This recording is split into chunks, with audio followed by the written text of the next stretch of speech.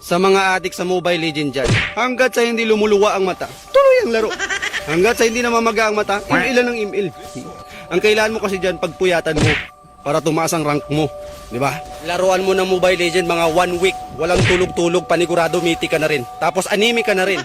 Yung dugo mo, kalimitan puti na. Pati yung mata mo, magiging puti na rin yan. Pagkagising sa umaga, email agad. Pagkasapit ng tanghali, email. Pagka break time mo sa trabaho, email. Pagka-uwi mo ng bahay bago ka matulog, huwag ka na matulog, mag-email ka na lang hanggang madaling araw. Ha? Para puyat na puyat ka. Para maga na maga yung mata mo talaga. At least, hindi man tumaas yung rank mo, tumaas naman yung ano mo, yung eyebag mo. Dapat kasi niyan, nakapokus ka lang sa Mobile Legends. Kahit na may trabaho ka, mag-Mobile Legends ka pa rin. Para tanggalin ka na sa trabaho mo. Ha? Yung iba nga kapag naglaro ng Mobile Legends, talagang may kasamang puso . Kahit na inaaway na ng asawa, tuloy pa rin ang laro.